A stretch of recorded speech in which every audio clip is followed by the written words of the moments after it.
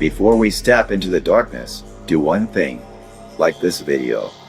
It may seem small, but it helps keep these stories alive. Subscribe, turn on the bell, and stay close, because you don't want to face what lurks in the unknown alone. And if you've lived through a real horror, tell your story in the comments. Who knows? It might just resurface here and haunt us all. My name is Alex Kane. I'm 48 years old, a retired U.S. Marine with over 2 decades of service under my belt. I've seen things most people couldn't imagine, been to places no one would want to go, and done things I don't often talk about. But nothing in my years of combat or survival training prepared me for what I found in the woods of West Virginia. I'm sharing this because people deserve to know the truth, even if it's buried deep under layers of fear and secrecy. Maybe this will sound like the ramblings of a man who's spent too much time alone in the woods, but I swear to you, every word of this is real. It started about 3 weeks ago, late one evening as I was sitting on my porch, the scent of pine and wood smoke thick in the cool autumn air. The woods around my property were quiet, too quiet. You live in a place like this long enough, you get used to the rhythm of the wild, the chirp of crickets, the distant hoot of an owl, the occasional rustle of deer moving through the underbrush. That night, though, the silence was absolute, like the forest was holding its breath. I dismissed it at first. Maybe a predator, bobcat or a black bear, had wandered too close, spooking the smaller animals. But then I heard it, a low, guttural growl, faint and far off but unmistakable. It wasn't like anything I'd ever heard before. Not the roar of a bear, not the snarl of a wolf. It was deeper, almost mechanical, like something alive but not entirely natural. The sound set my teeth on edge, but I stayed where I was, scanning the tree line. Nothing moved. After a while, I convinced myself it was just my imagination, a trick of the wind, and went back inside. I didn't sleep much that night. The next morning, I went into town for supplies. It's a small place, the kind where everyone knows everyone, and gossip travels faster than the wind. I overheard a group of locals at the general store talking in hushed tones about livestock going missing, strange tracks found in the dirt. One of them mentioned the shadow beast, a local legend I'd heard whispers about before but had never paid much attention to. I didn't join the conversation, but I listened.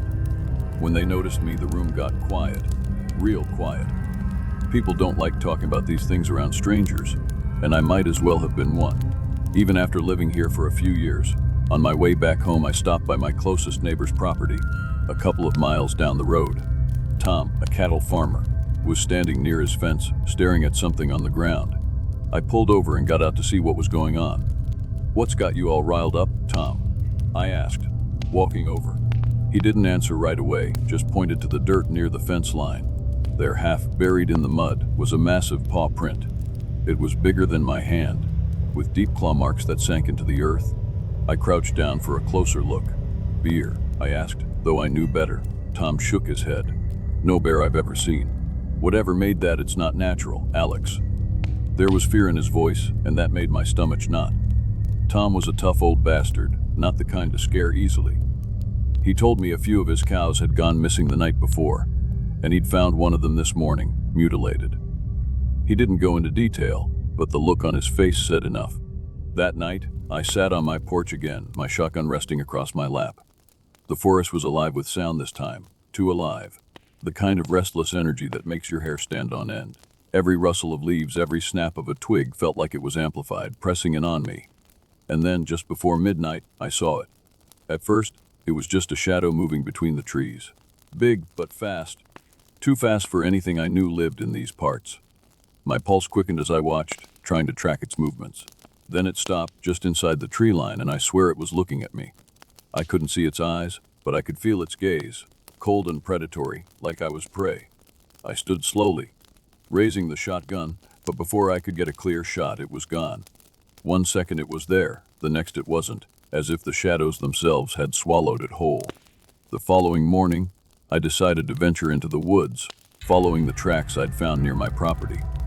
The ground was soft from the rain 2 nights before, and the prints were fresh, leading deeper into the dense forest. As I moved, the trees seemed to close in around me, the air growing colder and stiller with each step. Then I found it, a clearing littered with broken branches and patches of blood-stained grass. In the center, a mangled carcass, another cow. Its body torn apart with a precision that sent a shiver down my spine. Whatever had done this wasn't just killing for food, it was killing for sport. I turned back toward my cabin, the weight of dread settling over me. Whatever was out there, it wasn't just an animal. And I had the sinking feeling it was watching me, waiting. The wind cut through the trees with a low, mournful howl as I followed the narrow deer trail deeper into the forest. The woods were alive in a way that made my skin crawl. Every rustle of leaves, every snap of a branch felt like it carried a hidden warning. I'd spent my entire life in places like this, learning to listen, to watch, to trust my instincts. But tonight everything in me screamed to turn back. And yet, I didn't. The mutilated body I'd found earlier that week still burned in my mind.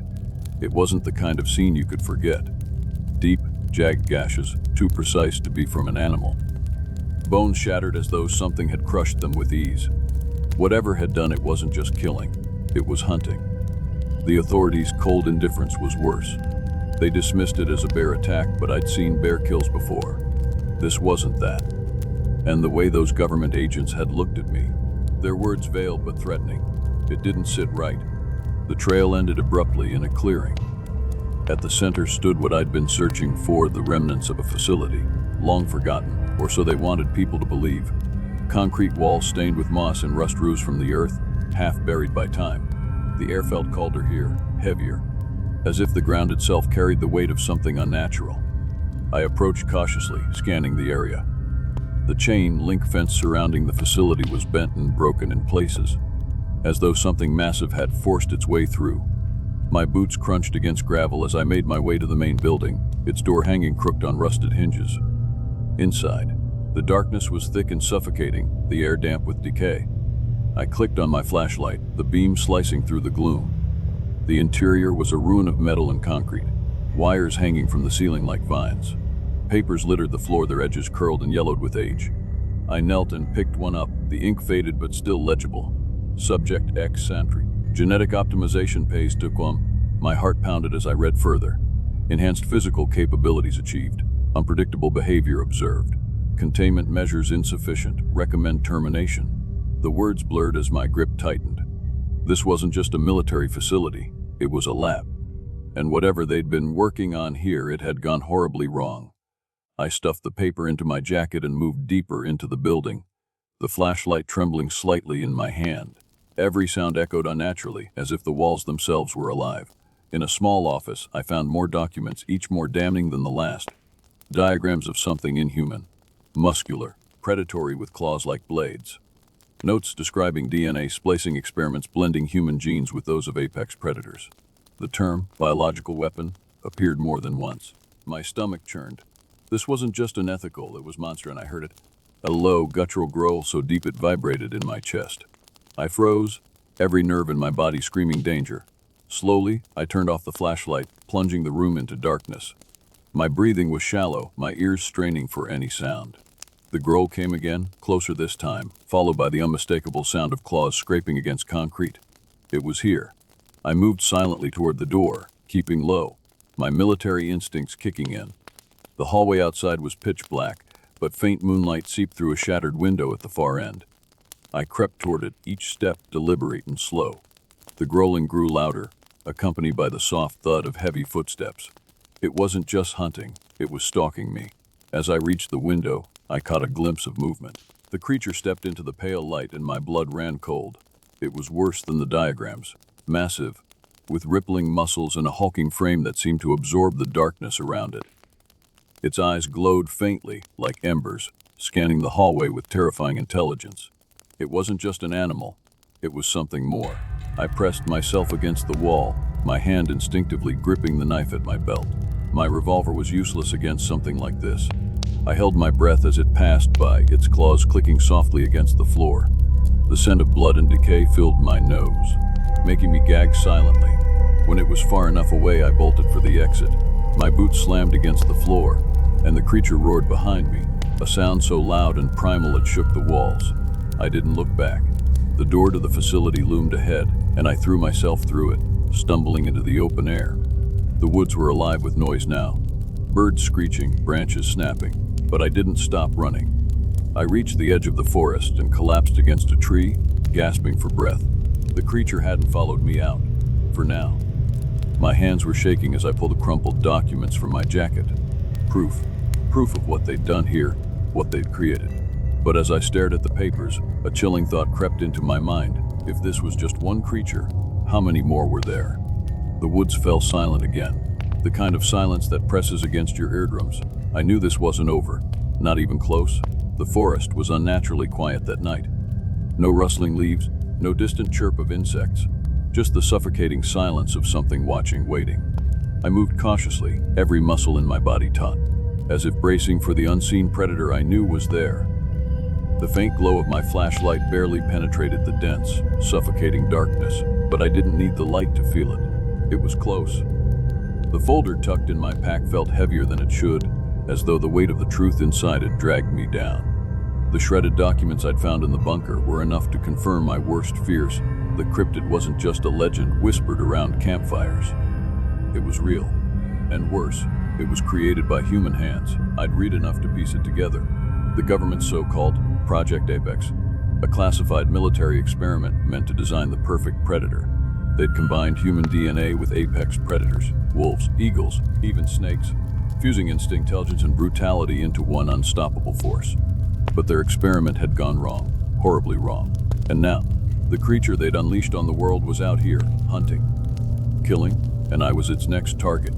A branch snapped somewhere to my left, the sharp crack cutting through the silence like a gunshot. I froze, my breath catching in my throat. Slowly I turned, sweeping my flashlight toward the sound. The beam flickered across trees, shadows stretching and contorting like specters. Then I saw a glint of red, eyes, watching me from the darkness. It moved before I could react, a blur of motion too fast for my brain to process. I stumbled back, raising my rifle, but the creature was already gone, melting back into the shadows. My heart pounded in my chest, adrenaline surging as I scanned the trees for any sign of movement. "Show yourself," I growled, my voice trembling despite my best efforts to steady it. "I know you're there." Silence. Then a low, guttural growl, so deep it felt like the ground itself was vibrating beneath my feet. It wasn't just close, it was circling me. I turned slowly, keeping my rifle raised, every nerve screaming at me to run. But I didn't. I couldn't. Running would only make me prey. Instead, I stood my ground, waiting, listening. The growl came again, this time from behind me. I spun, and there it was. The cryptid stepped into the beam of my flashlight, its massive frame illuminated in stark, terrifying detail. Its skin was a patchwork of scars and dark fur, muscles rippling beneath its grotesque form. Its face, if you could call it that, was a horrific blend of human and animal. Its glowing red eyes locked on mine with an intelligence that froze the blood in my veins. For a moment, neither of us moved. It just stared at me, unblinking, as if it was deciding whether to kill me or let me go. Then it let out a screech, a bone-chilling sound that pierced the night and rattled my skull. Before I could react, it lunged. I fired blindly, the crack of my rifle splitting the air, but the creature was too fast. It slammed into me, knocking me to the ground. My flashlight skittered away, plunging us into darkness. I grappled with it, feeling its claws rake across my jacket, its hot breath on my face. Somehow I managed to roll away, my fingers scrambling for my knife. I swung blindly, the blade connecting with something solid. The cryptid roared, the sound a mix of pain and fury, and I scrambled to my feet, grabbing my flashlight and shining it on the creature. Blood dripped from its side where I'd slashed it, but it barely seemed to notice. It just stared at me, those red eyes burning with something I couldn't quite name. Then, without warning, it backed away. Slowly, deliberately, it retreated into the shadows, disappearing as quickly as it had appeared. I stood there, shaking, my knife still clenched in my hand. My chest heaved as I tried to process what had just happened. But I didn't have time to think. The roar of helicopters shattered the silence, their searchlights cutting through the trees like blades. Men in black tactical gear poured into the clearing, their weapons trained on me. "Drop your weapon." One of them shouted, his voice distorted through a megaphone. I hesitated, glancing toward the direction the cryptid had fled. It was gone, but I knew it wasn't far. Slowly, I lowered my knife, raising my hands in surrender. They didn't care about me. They cared about the cryptid. "Secure the area," one of the agents barked. "It's still out here." I watched as they fanned out, their movements efficient and precise. These weren't regular soldiers. They were hunters, and their prey was the thing I'd just faced.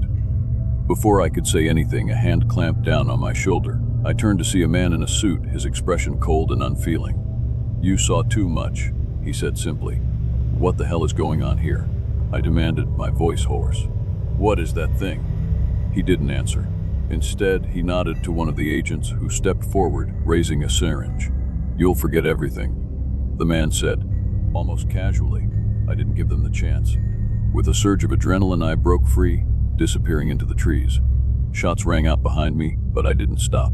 I ran until my legs gave out, collapsing in the underbrush as the forest swallowed me whole. When I finally looked back, the clearing was empty. No helicopters, no agents, no cryptid, just silence. And yet I knew it wasn't over. Not for me, not for the cryptid, not for anyone.